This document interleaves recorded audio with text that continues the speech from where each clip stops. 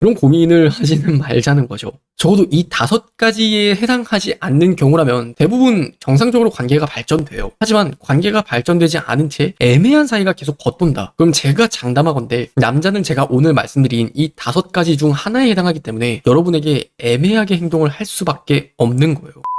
남자가 저한테 카톡도 많이 오고요. 적극적으로 사진을 보내주긴 하지만 먼저 만나자는 말을 하진 않습니다. 그런데 막상 만나면 되게 잘 챙겨주기도 하고 행복하다는 듯이 웃기도 해요. 분명 이거 저한테 마음이 있는 거 아닌가요? 자, 지금 이 댓글에 대해서 여러분들은 어떻게 생각을 해요? 마음이 있는 것 같은데 나이가 좀 있으려면 확신이 있어야 될 것 같아요. 그냥 꼬시려는 것 같아요. 호감 아닐까요? 애매해요. 자, 저는 이런 경우 100% 마음이 있는 거라고 저는 생각을 하지 않아요. 결론부터 말씀을 드리면 그냥 이거는 아니다라고 보는 게 맞다는 거예요. 자, 기본적으로 여러분들이 유튜브 영상을 보면서 뭐 눈이 자주 마주친다, 적극적으로 행동한다, 남자는 마음이 진짜 있으면 질문이 많아진다, 뭐 사진을 많이 보낸다 등 이런 것들은요, 어느 정도 영상을 찾아보다 보면 사실 눈에 쉽게 보이는 일들이에요. 그럼에도 불구하고 만약 이 영상을 보고 있다면 정작 문제가 되는 건 굉장히 애매하고 헷갈리는 상황에서 드는 고민들 따위일 거예요. 그러다 보니까 오늘 영상에서는 그 기준에 맞춰서 많은 여성분들이 오해를 하고 착각을 할 수밖에 없는 것들 딱 5가지를 추려서 이야기를 해볼 테니까 여러분들은 같이 체크를 해보면서 내가 얼마나 눈치 빠르게 남자의 호감 시그널을 캐치하지? 라는 것들을 되돌아보는 시간도 함께 가져보면 좋을 것 같아요. 자, 첫 번째는요. 남자는 이성으로 느껴지는 감정과 그리고 사귀고 싶다라는 감정이 독립적으로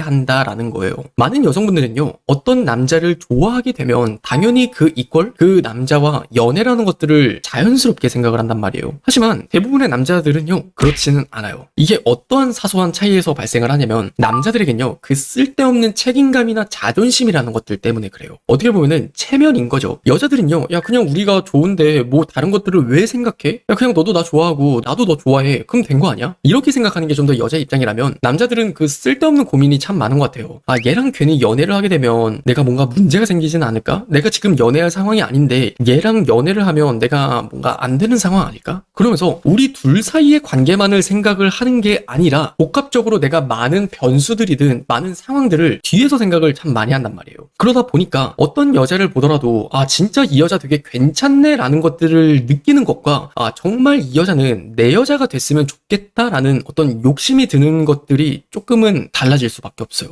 그러니까 이제 많은 여성분들의 입장에서도 이것들이 헷갈리는 거죠. 분명 이 남자가 나한테 유튜브에서 말을 하는 호감 신호라고 하는 시그널은 다 보냈어요. 근데 왜 이 사람은 고백을 하지 않고 뭔가 애매하게 굴까? 그랬을 때 가장 위험한 변수가 뭐냐면 결국 사귀자는 어떤 확언 없이 성관계나 스킨십을 하기는 하는데 우리가 사귀진 않는 사이, 그냥 고작 그대로 애매하게 관계가 유지되는 경우가 많아요. 그래서 여러분들이 이것들을 엄연하게 구분을 하는 데 있어서 핵심이 되는 건 뭐냐면 그 사람이 나와의 관계에 집중을 하면서 욕심을 내느냐, 혹은 그 사람이 이러저러한 상황과 핑계를 대면서 되게 애매모호하게 나와의 스킨십을 그냥 욕심내느냐, 이것만 딱 구분을 해보면 쉬워요. 그냥 그 사람의 행동을 놓고 구분을 하는 게 아니라 그 사람이 나를 대하는 방식을 놓고 구분을 해야 된다고요. 적어도 여러분들이 어떤 남자를 진지하게 만난다면 나만 진지한 게 아니라 당연히 그 남자도 진지해야 되는 게 맞거든요. 근데 그랬을 때 적어도 진지한 만남이 되려면 당연히 본인이 준비를 해야 되고 책임을 져야 되는 게 있는 거예요. 근데 여러분들이 그 남자가 어떤 갖가지의 핑계를 대면서 아, 나는 아직 확신이 없어, 뭔가 좀 더 알아갈 시간이 필요한 것 같아, 나는 좀 더 연애할 여유나 상황이 안 되는 것 같아, 그럼 이 말이 휘둘리듯이 아, 그래? 그럼 좀 더 우리 기다려볼까? 나는 괜찮으니까 좀 더 우리 천천히 알아가는 시간을 가져보자, 이런 말 같지도 않은 생각을 하지는 않았으면 좋겠다고요.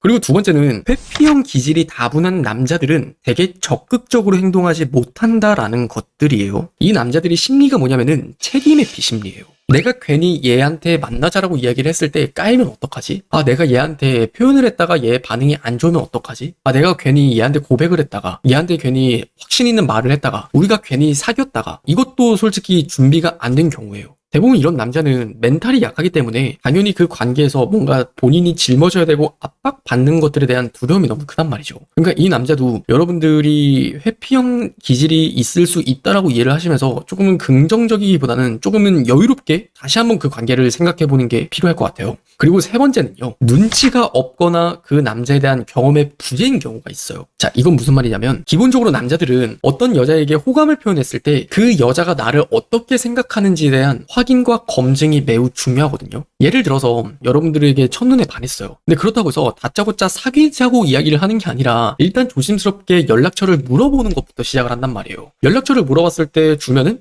그래도 이 정도는 나한테 관심이 있구나. 그렇게 확인을 하게 되고 선톡을 보내게 되겠죠. 선톡을 하면서 이 여자의 반응이 나쁘지 않으면 좀 더 나도 사진을 보내고 좀 더 만나자는 이야기를 하면서 그 다음 애프터를 생각을 한단 말이죠. 그렇게 수십 번의 확인과 검증을 거쳐가면서 상대방이 나를 어떻게 생각하는지를 파악을 하고 그 다음 고백까지 하는 게 기본적인 남자들의 루틴이에요. 근데 어떤 남자를 봤을 때 이 남자가 되게 연애 경험이 부족하다거나 혹은 눈치가 없다면 자연스럽게 소통을 하거나 표현하는 것들에 있어서 문제가 생길 수밖에 없단 말이에요. 그리고 반대로 이것들을 바꿔 말하면 여성분들 중에도 자존심이 워낙 세신 분들은 표현을 정말 안 하시는 분들이 있어요. 속으로는 진짜 이 남자가 되게 좋아. 진짜 연락 오는 것도 좋고 사실 속으로 혼자 기다리고 있고 진짜 뭐만 하면 되게 좋아 죽는데 겉으로는 표현을 할 때 보면은 그냥 얼음공주가 따로 없는 거예요. 그래서 나는 반대로 표현을 하지 않으면 반대로 남자가 눈치가 굉장히 빨라도 이런 레퍼토리가 반복이 될 수도 있는 거고, 또 아니면 반대로 그 남자가 경험이 좀 적다면 당연히 나에 대한 확신이 부족하기에 이 애매한 관계라는 게 유지가 될 수밖에 없는 거예요. 그렇기 때문에 여러분들이 첫 번째로 그 사람이 뭐 어떤 이런저런 핑계를 대는 남자도 아니고 두 번째로 말씀을 드렸던 회피형 남자도 아니야. 그러면 일단 여러분들이 좀 더 적극적으로 표현을 해보면 그 관계는 충분히 긍정적으로 발전시킬 수 있는 경우라고 이야기를 드리고 싶어요. 그리고 네 번째는 사람마다 감정이 발전되는 속도에 차이가 존재한다는 것들을 좀 당연하게 생각을 해봤으면 좋겠어요. 이건 좀 더 여러분들의 기질을 생각을 했을 때 금사파 기질이신 분들이 좀 더 받아들이셔야 되는 부분이에요. 많은 여성분들은 그냥 내가 좋아하는 감정이 좀 더 커졌을 때 남자가 그에 상응하는 감정을 갖지 않으면 되게 닥달을 한다던가 아니면 그 남자를 떠보려고 하기 바빠요. 너는 나를 어떻게 생각해라던가 우리는 대체 무슨 사이야? 이런 말들을 통해서 우리 관계를 뭔가 디파인 규정을 지으려고 하거든요. 근데 너무 당연한 말이지만 사람의 감정은 발전되는 속도가 다 달라요. 나는 그 사람에 대한 확신이 너무 커진다 하더라도 사람을 굉장히 신중하게 생각하고 대하는 남자라면 당연히 나는 애매하다고 느껴질 수밖에 없어요. 그러니까 포인트는 뭐냐면 그 남자가 나를 애매하게 대하는 게 아니라 내가 애매하다고 느낀다는 거예요. 객관적으로 잘못됐다는 게 아니라 속도가 맞지 않는 부분에 차이가 있기 때문에 내가 애매함을 느낄 수밖에 없다는 거예요.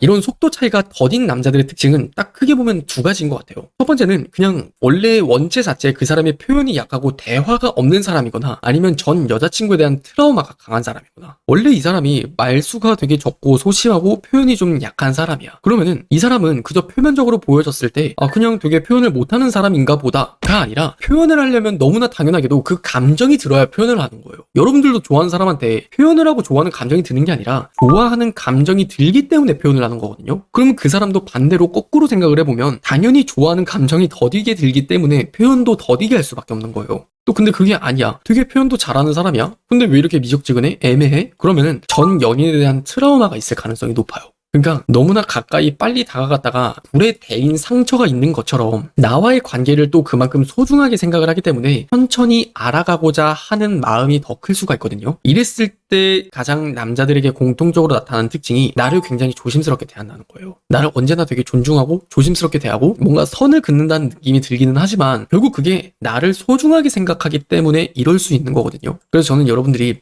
그냥 트라우마가 있으니까 그럼 그건 그 사람이 준비가 안 된 거 아니야? 그렇게 생각을 하기보다는 이 사람도 그것들을 극복해 나아가는 과정이라고 좀 더 긍정적으로 받아들여 줄 수도 있을 것 같아요. 마지막 다섯 번째는요. 이거 정말 중요한 이야기라서 제가 따로 영상으로까지 만든 적이 있었는데 이성적인 호감인지 아니면 사회적인 호감인지를 잘 구분하는 게 중요해요. 예를 들어서 헬스 PT 선생님과 뭐 고객의 입장에서 만났다던가 아니면은 뭐 영업사원과 고객의 입장 뭐 이런 것들이 있어요. 그런 어떤 자리에서 만나느냐에 따라서 내가 느껴지는 그 감정이라는 게 애매하다라고 느껴질 수가 있거든요. 분명 남자가 나한테 사적인 연락도 하고 밥도 사주겠다 그러고 나한테 사진도 보내주면서 되게 적잖은 관심을 보여요. 근데 이 사회적인 호감이라는 게 뭐냐면 그저 어떤 다른 영익을 위한 어떤 영업의 목적이라고 생각을 하시면 돼요. 그러니까 호감이라는 것들을 가정해서 나한테 호감을 쌓고 그 남자가 원하는 목적을 이루기 위한 과정이 된다는 거예요. 근데 남자가 이성적인 호감이 아니라면 돼지고기 이상은 사주지 않는다는 말이 있잖아요. 소고기는 정말 호감이 있는 여자에게 사주는 게 호감이거든요. 그런 것처럼 어디서 만났는지는 생각하지 않은 채 그냥 이 사람과 내가 하고 있는 대화들이든 이 사람이 나에게 표현을 하는 것들이든 그것만 놓고 진짜 이 사람은 나 되게 좋아하는 거 아니야? 이런 고민을 하지는 말자는 거죠. 적어도 이 5가지에 해당하지 않는 경우라면 대부분 정상적으로 관계가 발전돼요. 하지만 관계가 발전되지 않은 채 애매한 사이가 계속 겉돈다. 그럼 제가 장담하건대 남자는 제가 오늘 말씀드린 이 5가지 중 하나에 해당하기 때문에 여러분에게 애매하게 행동을 할 수밖에 없는 거예요.